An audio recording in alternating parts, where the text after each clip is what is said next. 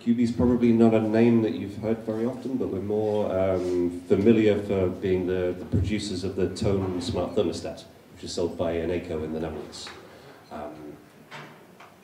So we've been around for a few years. We're based by the Amsterdam station, just down the road. And tonight I'm going to give you a little bit of some information and a bit of background of the work that we've been doing in developing data-driven services based on the data from our smart thermostat.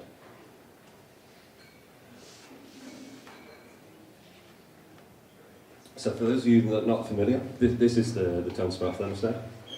It has functionality of controlling the heating in a house, but also gives energy insights into electricity and gas consumption within the home. Quby, to give a little bit of background, we're a company of about 160 people. I think we've got around about 28, 29 different nationalities. So very international setup, based just down the road over Amsterdam, as I said. To give you a little bit of an idea of the background to Quby, so we were originally founded back in 2004 as Home Automation Europe. At that time, there were 3 co-founders, and one of those guys really wanted to be able to control the curtains in his home automatically. So he could, this was way back 2004, before the iPhone, a very different world. He was doing stuff in the Internet of Things before the Internet of Things was called the Internet of Things. So he set up this box, and it really was quite a box that you could put in your home, and with that you could control various different appliances. So you could log on to your desktop PC, click a button, and the curtains would open. They then managed to sell this to, I think, all 100 people in the Netherlands that were interested in this kind of technology. And that was the start of the story for Quby. We developed over time some different technology and moved into more energy displays. Then back in 2012, we joined up with Eneco, who are a really big energy company here in the Netherlands. They had a problem that a lot of customers were wanting to move to a new energy provider at the end of the year. So a typical cycle would be you sign up for a year's energy contract. At the end of the year, you go on a comparison website and you want to shift to the cheapest company for the following year. So Eneco wanted to develop something that was able to reduce the churn of customers and also to give them a unique feature in the marketplace. So that's where the idea for the Toon smart thermostat was born. So this was a combination of a thermostat and an energy display in the home. That product is sold very, very well. We've got around about 350,000 installations. And now in the Netherlands, we launched in Belgium back in 2016 and in Spain at the end of last year. We've got a number of big pilots going on in other large European countries. So we hope this international expansion will continue in the coming years. To give a little bit of an idea of why, as Quby, we've created the Toon smart thermostat, we're seeing a lot of changes within people's homes. The smart home is a concept that people are really buying into now. The number of people with smart thermostats is rapidly increasing. We're getting things like the Google Home, Amazon Echo, Alexa-enabled smart speakers. People are starting to really engage with the smart home in a way that's never happened before.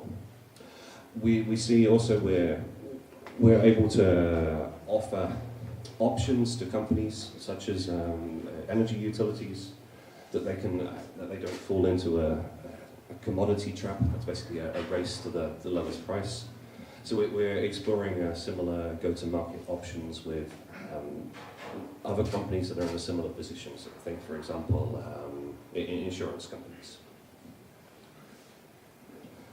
So in total, we've got 350,000 devices that are installed across Europe. To give you a little bit of an idea from that, each device is collecting around about 300 different kinds of sensor and user interaction data. And that in total comes to be around about 100 megabytes of data per user per month. So in regards to big data, I mean, it's a lot of data. Is it big data? I'm always inclined to say no, to be honest, but there's a lot of richness in this data, which I will show you in the coming slides. So one of the data sources, this slide gives an overview of all of the data that we get from our smart thermostat. So in the middle, you can see there's the thermostat itself, so that's measuring temperature, typically in people's living rooms. We've got the click data from it. It's a touch screen, so we've got people clicking on the screen. We use that to improve our product. We're connected to the boiler here, if there are a boiler adapter, and also to the gas and electricity meters. So that's the core functionality that all homes have. We also have the ability to connect to solar panels. You can see in real time if what your solar panels are generating or sending back to the grid. You can connect to smart light bulbs, smart plugs, and smart smoke detectors.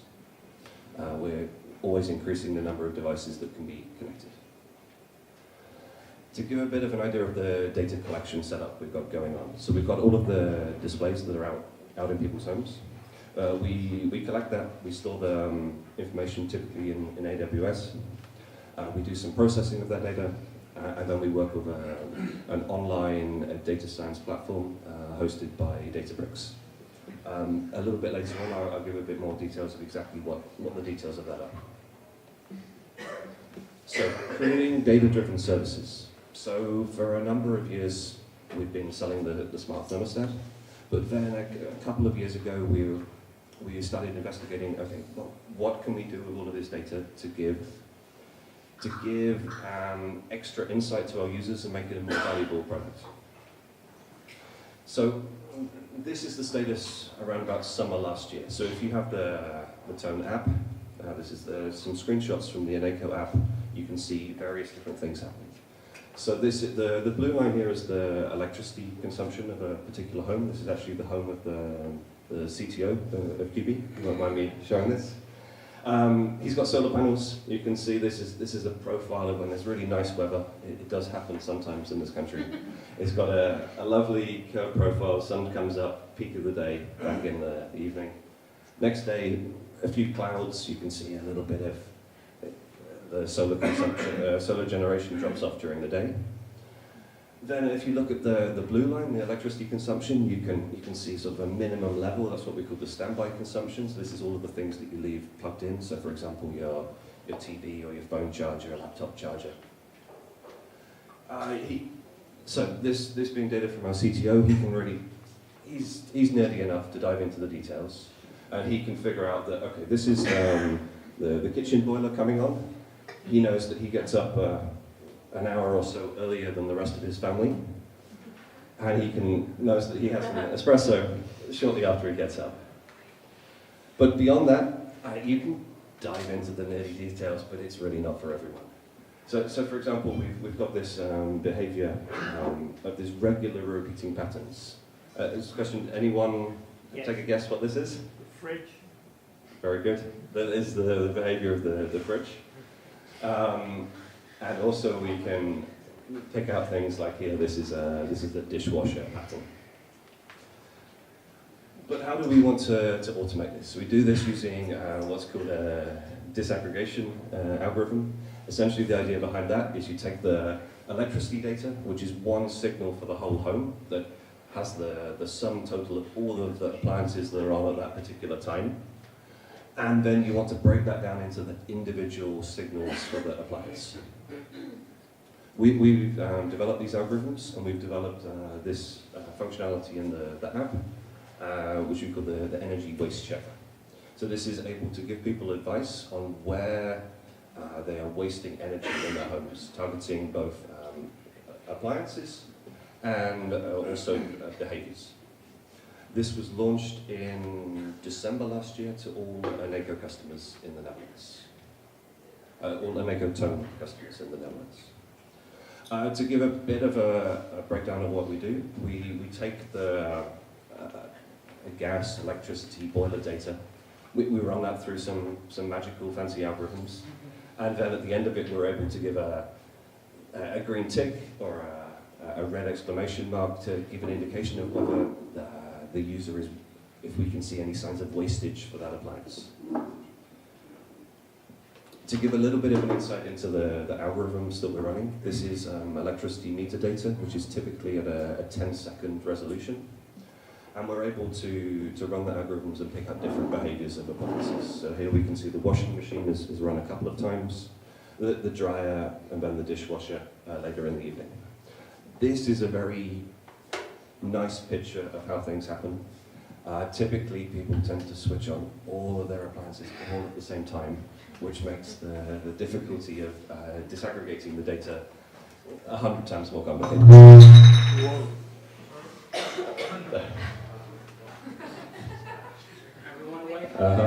Yep.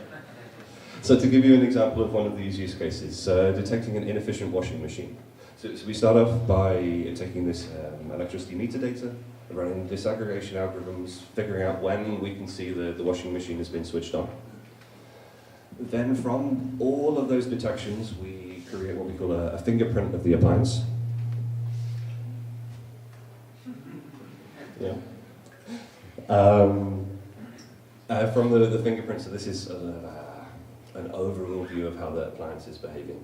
Here we see a very small screenshot of how the appliance is categorized different behaviors of the washing machine, so we can pick out here maybe the difference between a 30-degree cycle and a 90-degree cycle. That would have different characteristics. We can then compare the behavior of this with the standard energy industry energy consumption guidelines, so for example EU energy labels, and also compare with Pierris. So look at all of the other, say 300,000 people that we're running the algorithms on, and then we can see how this particular washing machine stacks up, and then we can translate that to some personal advice for the end user. So here we're telling them that it looks like your washing machine uses more energy than an efficient one, and then we start engaging in a dialogue with that user to give them hints of what can they do about it. So this might be caused, for example, that they have a 10-year-old washing machine that's just really inefficient at heating up the water. Or it could be that they're washing all of their clothes at 60 degrees all of the time, and really they could just dial it down to 30 and save a lot of energy. Quickly, another example, the previous one was just using electricity data. We have the advantage that we're able to combine together the gas data with boiler data, with temperature data, so we're able to give insight into how quickly someone's home cools down overnight, and that gives us a great way of estimating the insulation levels of the home, and then we can give advice to people whether they should get additional insulation. So to give a little bit of a flavour for the scale of things here, just taking one example here, the dishwasher. We're detecting over 100,000 dishwasher cycles every day. If you took all of these dishwashers and started them back to back, it would take 17 years for those dishwashers to finish. So we're accumulating a huge amount of data every day. And typically for this dishwasher, we're looking around about 40% of users are using that inefficiently. So there's vast amounts of room for improvement. To give you a little bit of an indication of the journey that we went on, we started working on this around about 2 years ago. First steps, as with many things, in Excel, and the algorithms were a person looking at a screen and saying, this is where we think a washing machine's turned on. We then move, as typically in data science, start off doing something in Python, in pandas. That was with our own on-site Hadoop cluster. We were collecting data from a small group of around about 3,000 or 4,000 users, just to test out the algorithms. Then we slowly started moving towards Spark, and then around about May last year, we made the decision to scale this up to all 300,000.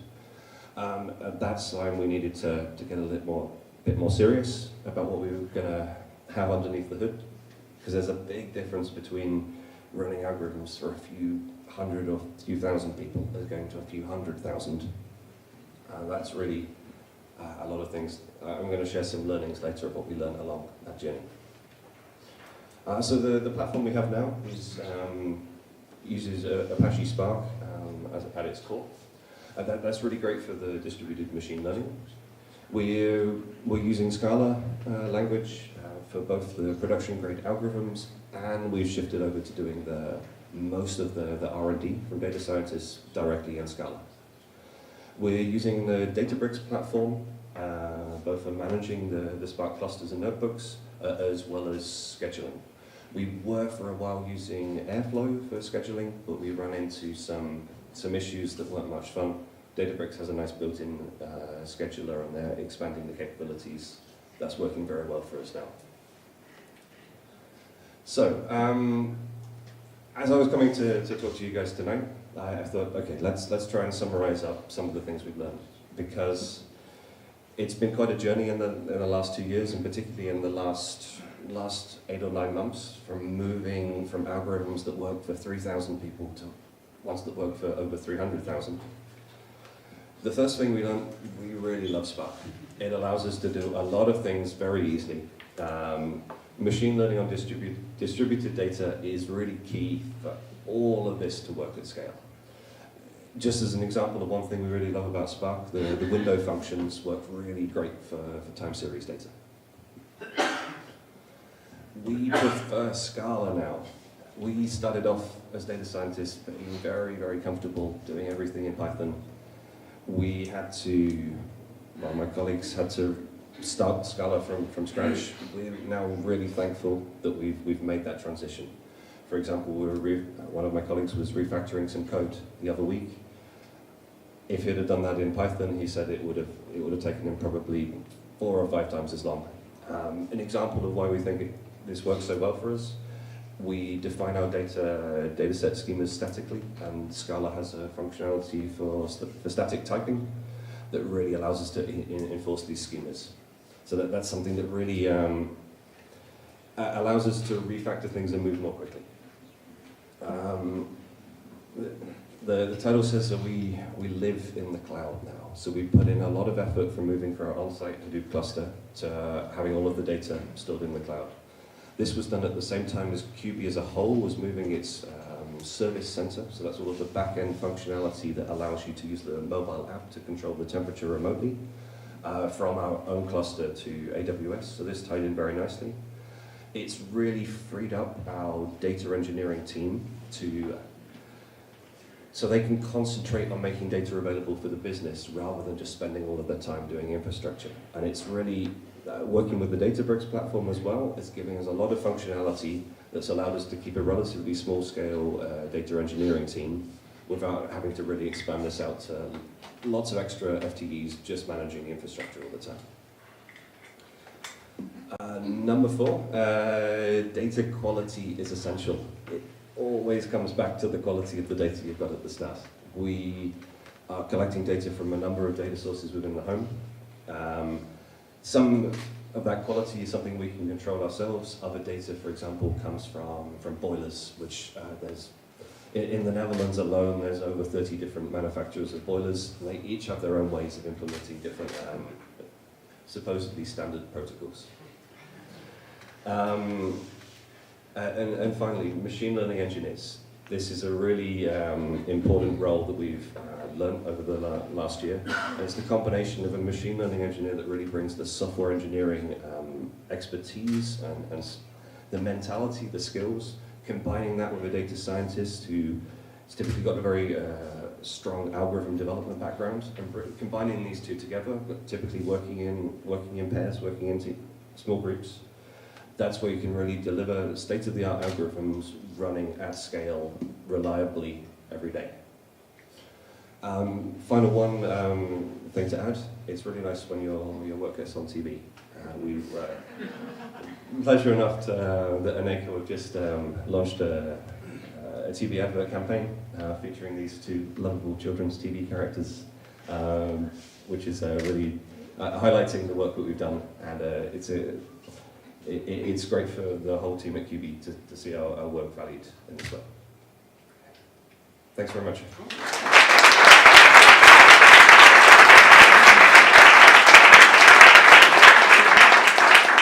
Thanks, Stephen. We have time for a couple of questions. The only trouble is this is being recorded, so the question to me was to hand the microphone to anyone who asks a question, and there's only one. So please allow me some time to arrive at your location and get back to Steven. So who has a question?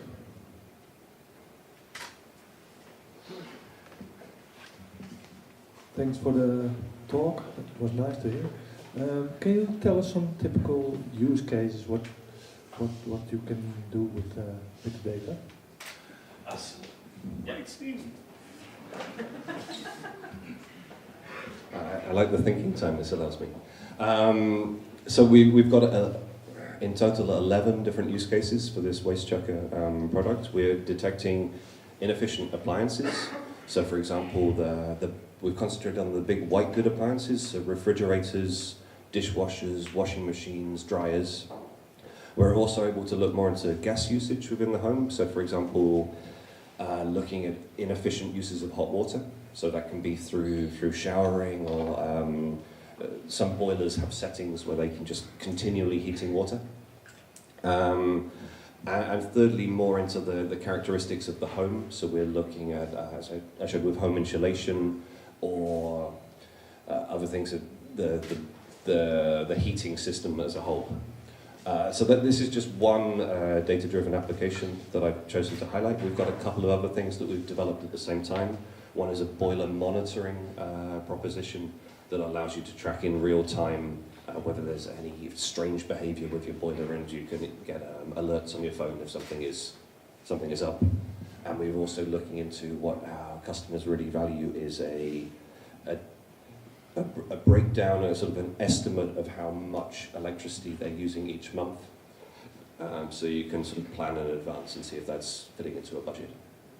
So those are the 3 services we've delivered to date. There's a lot more on the way. More questions? Yeah, of course, in the back.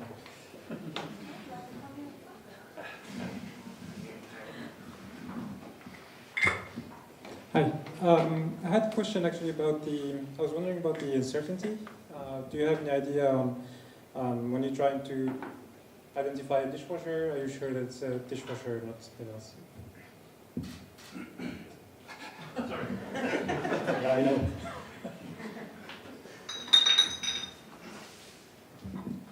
Yeah, great question. As always with any kind of machine learning algorithms, you want to know how accurate you are. What we did to determine this, in a number of homes, around about 150 homes, we installed smart plugs on the main white good appliances. So that can really, it allows us to compare our detections from the algorithm running on the metadata to essentially to the truth. So we can see if someone's got a smart plug on their washing machine, we can see when that was switched on, exactly how much energy it was using. And that allows us to get a very accurate measurement of how accurate the algorithms are. So, question in the front. Hello. So this is a question into how you got to make the decision to actually go this route in artificial intelligence versus just having the user help you learn what the appliance is doing, right? You could have gone that route versus your machine learning. And I imagine machine learning, that cost you a lot of programming time and it was expensive versus maybe just going to the homes and having people make the thermostat smart. Kind of like how Nest does their approach, that the user adjusts it and makes it smart in the end. Yeah. So how did you go that route? So yeah, we considered a lot of approaches when developing this product, and it was really a lot of iterative cycles between what is useful for the end user and what can technology do, and to quick sort of flipping back and forth between the two. The user would find this interesting, but the technology allows for not quite that, but this thing slightly related. And then, that means we can tell this to the user. So it was from a 6-month process or more of going down that route. The reason we chose to base this upon disaggregation algorithms is that really allows us to scale up very quickly. A typical user they have a lot of interest in the end result, but it's only the 5% of our users that are really nerdy looking into the graphs that would go into the details. We want this to be a product for everyone. So that was a big reason of trying to automate as much of the process as possible. We'll take one more question, and then Georgios, if you can set up your laptop in the meantime. So you talk a lot about automation as well, and I was wondering if this device, or if you have any plans to do in the future to automatically switch on or off appliances based on either the price of energy or while you're generating solar energy. Yeah, it's really a big area. So I used to work for a company specializing in demand-side response, demand-side management, which is changing the patterns of consumption of appliances in response to either price signals or signals from the grid needing extra stability. Currently, we see that's not a huge thing in domestic homes. In industry right now, that's really picking up. There's a lot of industries, for example, supermarkets and big sort of manufacturing plants that are really adjusting their timing to variable pricing. For the average consumer, the variations in price just aren't significant enough to justify the investment. We see that changing. It very much depends which country you're in. So for example, Germany, that has a lot of solar penetration, and in the UK as well, there is a change towards having extreme prices. In some cases, even in Germany, that propagates over here. You can get negative pricing, so someone's paying you to turn on your appliance. I do see that as a trend. At the moment, the prevalence of, say, smart devices themselves, so like a smart washing machine would need to be internet connected to be able to turn on itself. They're there in the market, but very many people have bought it yet. So I would say if we were having this conversation in 5 years' time, then we would be starting to see that. But currently, we've got no active plans on bringing that to market ourselves. Thanks. Excellent. One more round of applause.